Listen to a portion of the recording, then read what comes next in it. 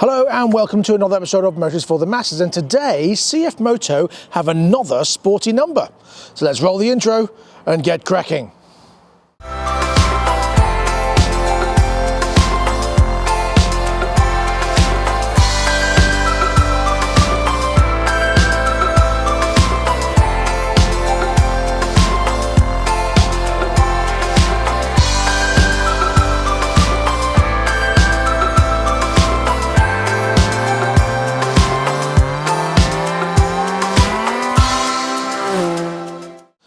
If you remember, almost 7 months ago, I reviewed the 700 CLX Heritage, and what a great bike that was. Well, now we have the new version. This, the CF Moto 700 CLX Sport. Bring on the cinematic.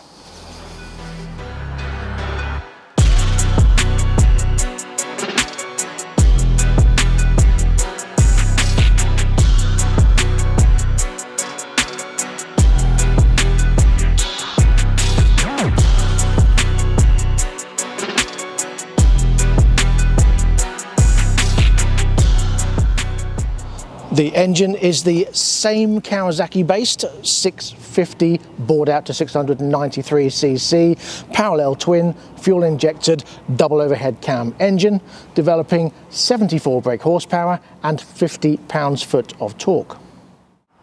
Liquid cooled, Bosch ECU and Bosch fuel injection system, 6-speed gearbox with slipper clutch, the same fly-by-wire throttle, cruise control and self-cancelling indicators, and alloy swing arm.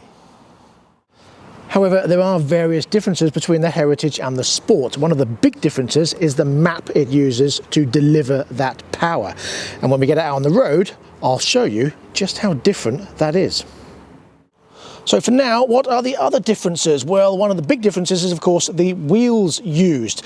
Not only are they 5-spoke instead of the multi-spoke that the Heritage had, but they're also different sizes and different tyres. The Heritage had the 18-inch front wheel, whereas this has got 17-inch front and rear, uses Maxxis rubber, 120 on the front and a 180 on the back. On the front, you still get the 41mm upside-down KYB front forks and KYB rear monoshock. Where the Heritage had a single disc and J1 brakes, this has got dual front brakes, both 300mm with Brembo calipers, which of course extends to the rear as well. You get similar style switch gears, except now you get clip-on bars to give it that more modern cafe racer look. And I'll talk about just how comfortable they are or not in a moment when I get on it, and then later when I ride it.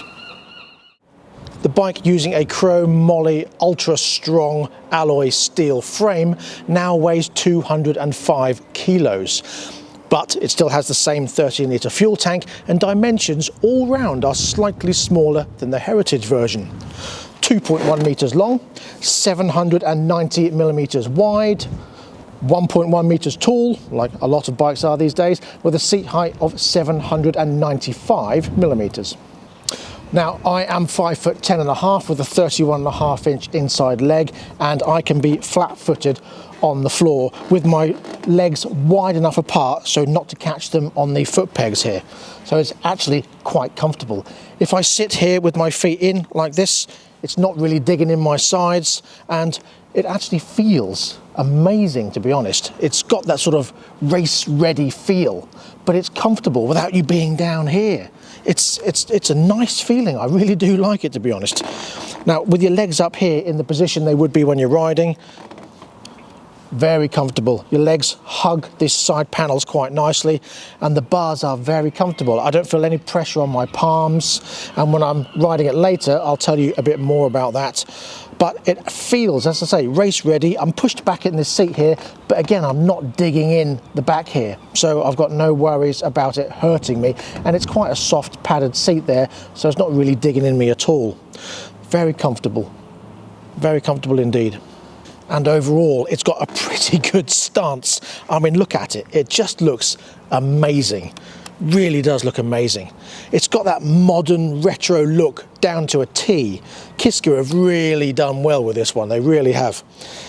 Absolutely love it, really do. There's nothing design-wise I don't like, except for that.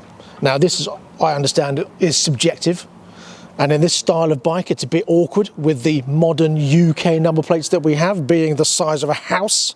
To put that on there just wouldn't be practical. So what else can you do? It's just, I like to see the big chunky back tyre from the end here. I mean, can't you just put it to one side or here? But no, because then for the UK it needs to be on that side, but then the exhaust is on that side. So yeah, there isn't really anything else you can do with it. It's just, I don't know. Some people like them. I don't. Do you? Let me know in the comment section below. I like the carbon panels, albeit mock carbon, but they do lend a nice touch to the style of the bike. And these colour accents work really well on the fins here, on the front mudguard tip, and now around the lights around, and on the edges of the back of the seat. I like the style of these fins here, but they don't really do anything, you can't see through. But they look nice, although I wonder, no, because when you sit on it, your bum's too far here, so it's not going to get in the way.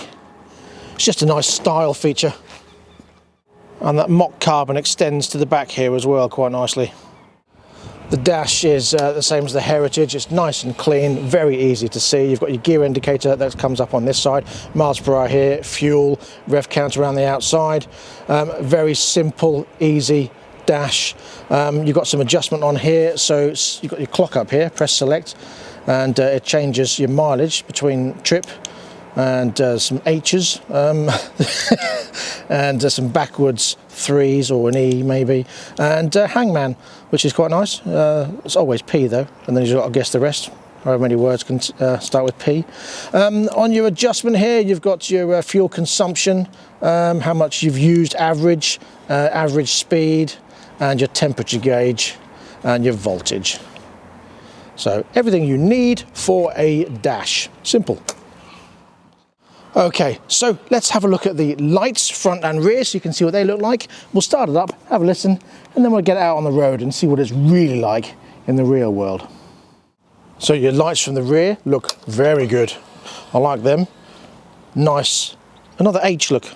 Likes H's on this. Indicators are LED of course, and they are down here. So they're only touch indicators. You don't have to push them hard. Very simple. Very nice. Brake light also very visible, very bright. The front lights are the same. So you've got your nice big bright DRL around there, and your daytime light down there. Indicators again, LED, very nice. And then when your lights are on, when the bike is running, and flash, very nice indeed. I like that. Very bright, lovely LED lights. And the switch gear is very simple to use. You either pull it to flash and then flick it forward for your main beam. Which brings us on to that sound. Now that's a lovely thumpy sound, but when you give it some, it makes a difference as to whether you got it in eco mode or sport mode. Now to start with, eco mode. I'm going to rev it. You've got a little bit of play in here before it actually picks up the revs.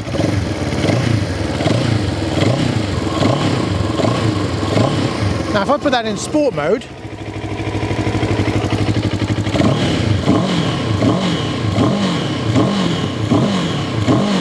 notice the difference.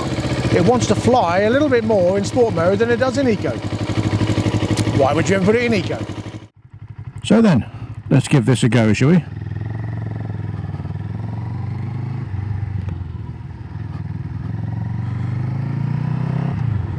Now don't forget the indicators are self-cancelling, and also just touch, very light touch. And initial thoughts, very comfortable. Even though it's sort of a cafe racer style, my legs are in the usual bike position, shall we say, not facing forward, not facing back, more of a 90-degree right angle, which works quite well.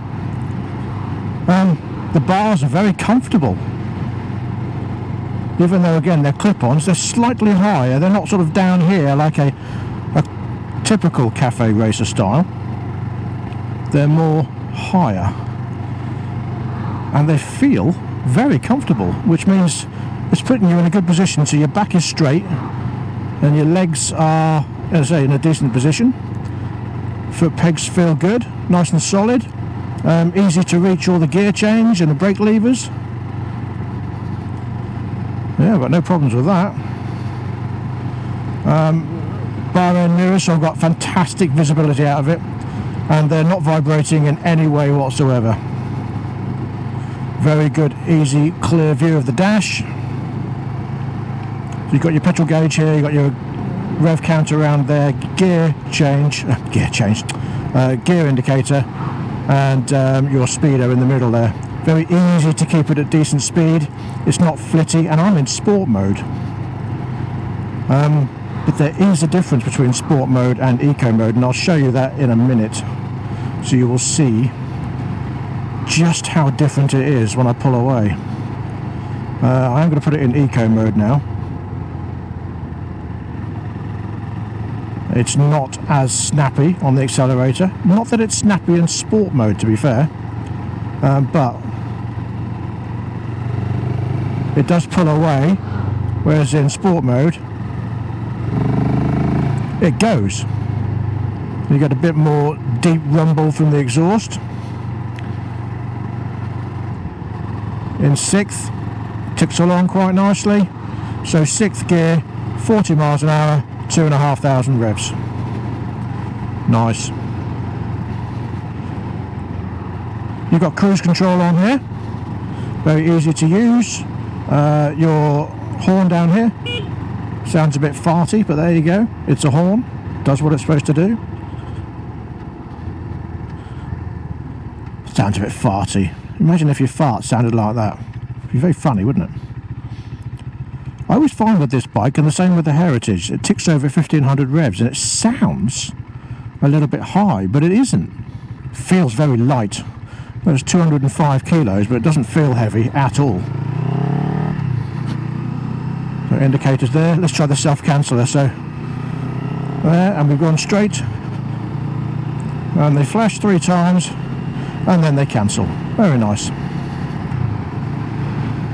The only thing I find, and I don't know if I'm doing it wrong, I tried holding it longer before, is that when you go around a roundabout, if it's a long sweeping roundabout, you've got to keep an eye on the indicator because it sort of stops itself after a few flashes, so you've got to push it again. We'll try that in a minute on this next roundabout, and I don't know if you've got to hold it longer. I tried that, but it didn't seem to make any difference. It feels very smooth. Doesn't feel jolty.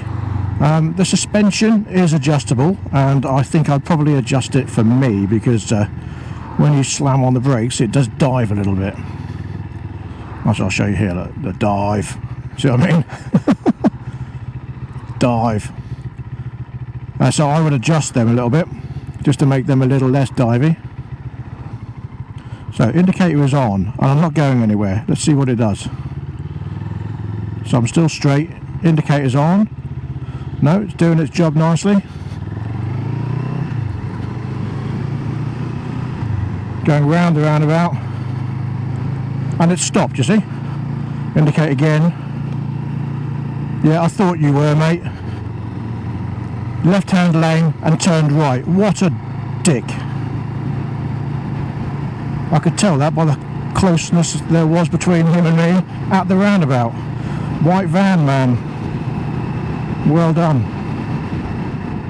So in a minute I'm going to do a couple of runs down the dual carriageway, and I'm going to pull away from 30 miles an hour in eco mode, and then I'm going to pull away from 30 miles an hour in sport mode, and I'll show you the difference. Very easy to manoeuvre around roundabouts. Lovely feel. I do like that.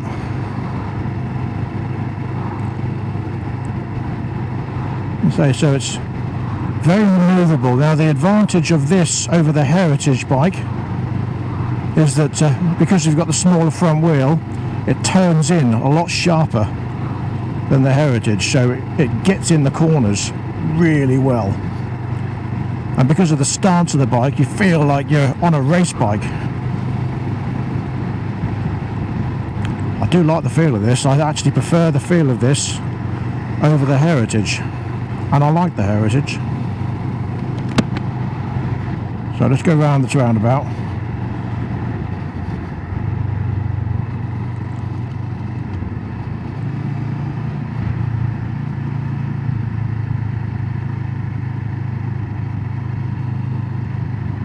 Yeah, feels tight.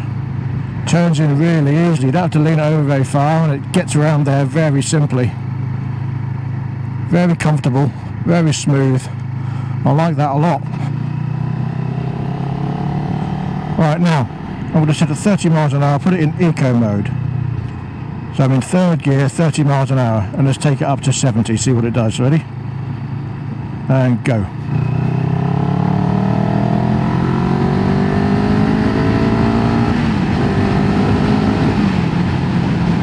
Okay, so let's slow down again, put it in sport mode. So third gear, 30 miles an hour.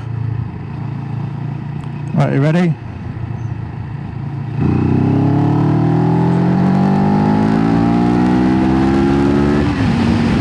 You see the massive difference in how it delivers that power. Massive difference. Very impressed with that. Now to me, eco mode is only for going around town. As soon as you get out of town, get it in sport mode straight away, because even in 6th gear, it will pull away. Whereas at 60 miles an hour in 6th gear in eco mode,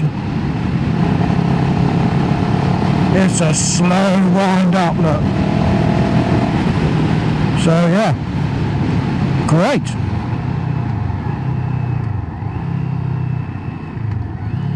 Sport mode, none of that eco stuff.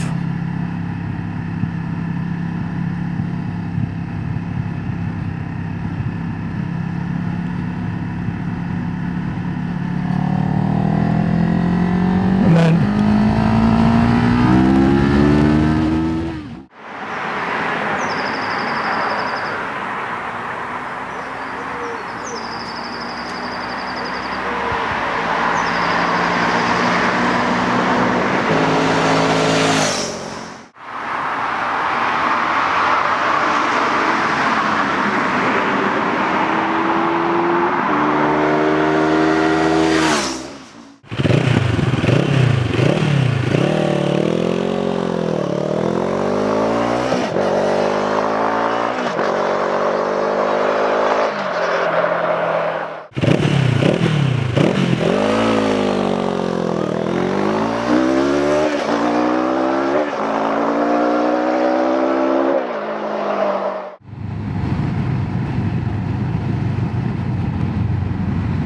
so I find this unbelievably simple to ride, very comfortable, and in sport mode it puts a massive smile on your face.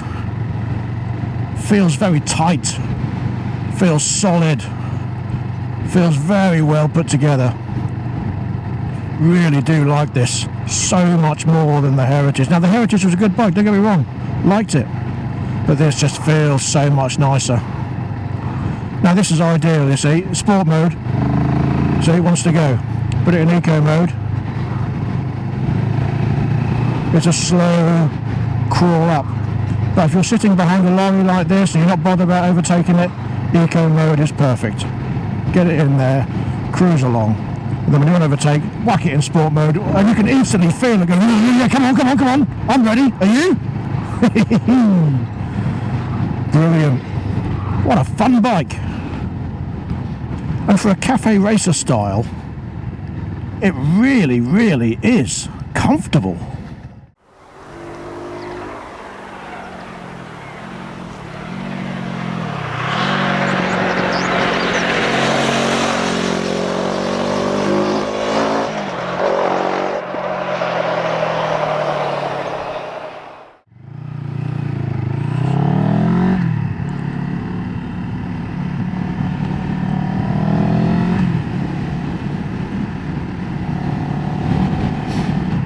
Very tight on the corner, really easy to dip in.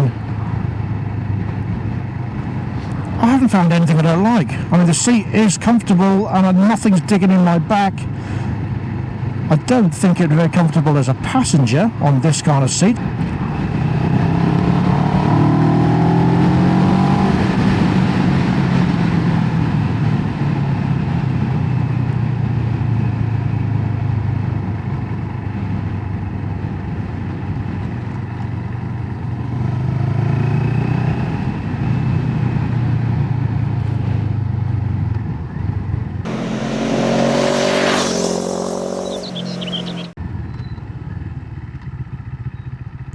Come on, nothing's coming.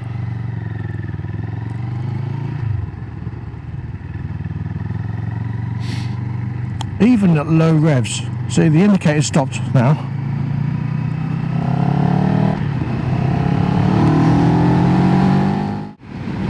I am very impressed overall. Really am. I've got no numbness, I've got nothing hurt on my arms, palms, legs, bum, hips, nothing. Everything just feels very comfortable. Very simple. Oh, I need to find something I don't like about it. What don't I like? What don't I like? Rozzers. I don't like them. Oh, I'm joking. I like the Rozzers. They do a good job. They're up against quite a lot, especially in modern society. The only thing I would change, and I think that's just an option to change, is the rear brake lever adjust. So I'll just move it up a little bit for my legs, and I would tighten up that front suspension. And that's it, really. With being adjustable, you can do that.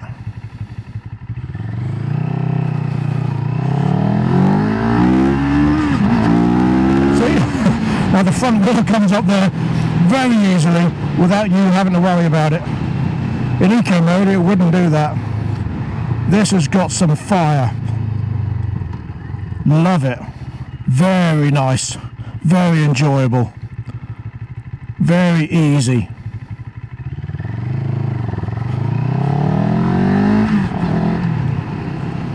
Brilliant bike. Wow, what can I say? I mean, for a bike that looks this good, there's nothing else out there. The closest may be the Husqvarna 701, but in the UK they've stopped making that now. And I think even the rest of the world. I don't see it on any websites. There's only the 401, the 701 sort of enduro-y CFMoto bike. But the cafe-esque bike, the Vip-Pillen, the Svartpillen, they don't seem to make in the 701 anymore. So, nothing that's cafe-esque. I mean, you could argue the XSR, but again, it's got different style handlebars. It's more of a street bike. This is more of a modern cafe. And it's very unique. And it's very well put together, and the package, I think, is superb. Very, very good indeed.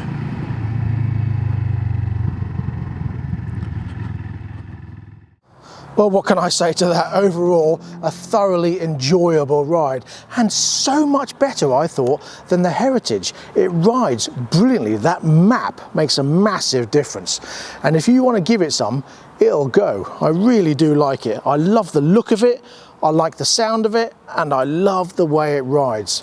Really, really surprised by how good it was and just how different it is to the Heritage. A completely different bike, I think. In eco mode, don't get me wrong, it's the same. But put it in sport mode, it just comes alive just that little bit more.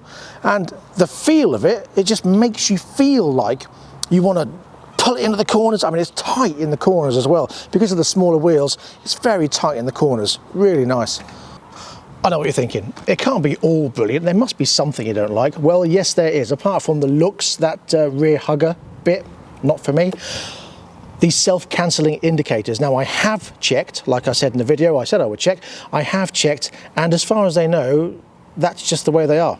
So if you're going around a slow roundabout, following a car maybe, or maybe just the long way around a roundabout, keep an eye on your indicators, because they do seem to stop halfway round. So you just got to flick them on again. Okay, it's not a major thing, but it's a bit annoying. So yes, this self-cancelling technology, gyro, doesn't seem to work. And if you're doing that way, it's just, after a while, it just goes, you must be there by now, I'm going off. But no, it should wait till you go upright and then that way a bit before it goes off.